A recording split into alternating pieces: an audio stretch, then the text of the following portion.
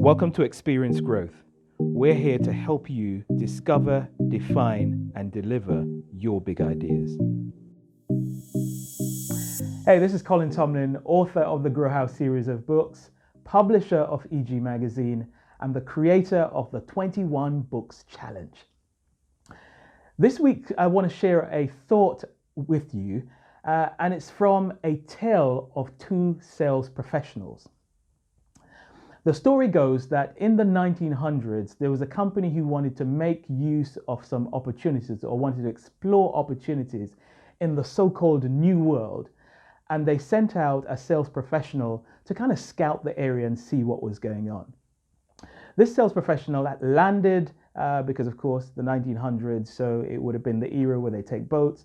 So he landed and disembarked at a particular part of the New World. And he spent a week going around, looking, exploring. And at the end of the week, he wrote a telegram back to head office saying, "Situation hopeless, they don't wear shoes here." Now, wanting to have a second opinion, the management of the company sent out another sales professional.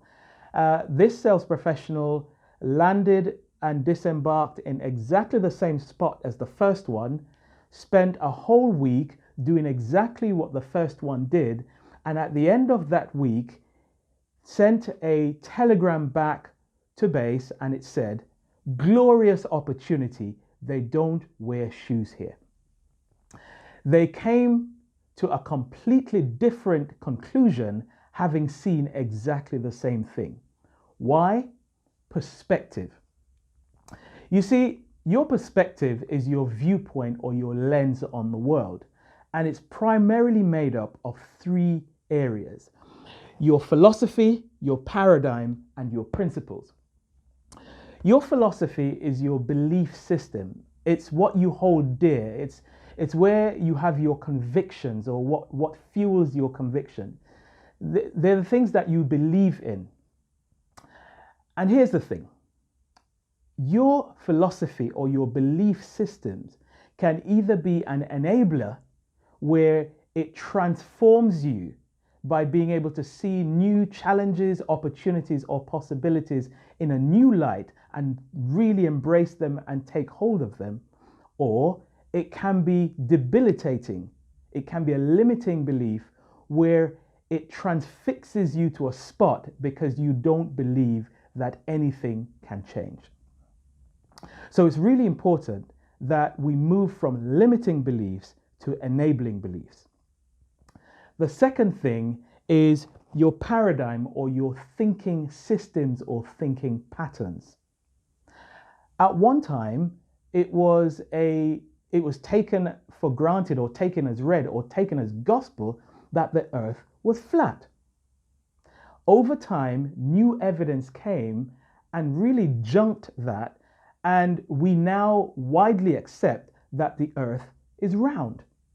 That was a paradigm shift, and it's where a model or a concept that helped us to define something changes to something else in the light of new evidence or new experiences.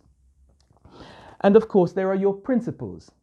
It's really your value system. Now think for a moment. Have you ever wanted to buy a new coat or a new car, a red coat or a red car, for example, and then all of a sudden, everywhere you go, you see that new red coat or that new red car? That's your mind and your consciousness tapping into the fact that this thing is now a part of your values system.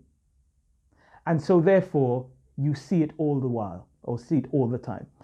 Here's how this works out. You end up seeing what you believe you will see. You end up seeing what you think you're going to see, and you end up seeing what you value seeing. Those are the things that make up your perspective. Today, it's actually the first anniversary of lockdown here in the UK.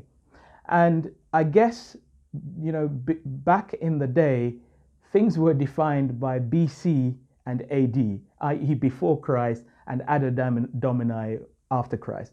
I think there's a new way of defining the world now. It's pre-COVID and post-COVID. I think for many of us, we are waiting for things to get back to normal. I don't think that's going to happen. I think things will now be defined by a pre-COVID state and a post-COVID state.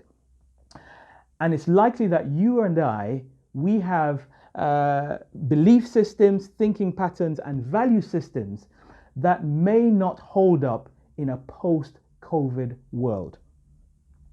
So here's what I think we really need to do. We need to do three things. We need to expose ourselves to new thinking, to new beliefs, and to new ways of doing things. We need to find out from experts that we know and trust what's really going on. And we also need to embrace new experiences so that we can learn from them as we go through them. The best way to do that is to read. And that's exactly why I've created this thing called the 21 Books Challenge. It's a way of changing and challenging your thinking, changing and challenging your belief systems, and changing and challenging your value systems. It's 21 books that will help you to feel good, think better, and be the absolute best you can be.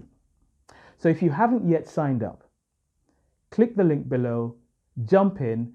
We've got some great training that will help you with your heart state, your mindset, and your action steps so that you have a way of feeling good, thinking better, and being the absolute best you can be. Jump in and jump on. All right, take care, and I'll speak to you soon.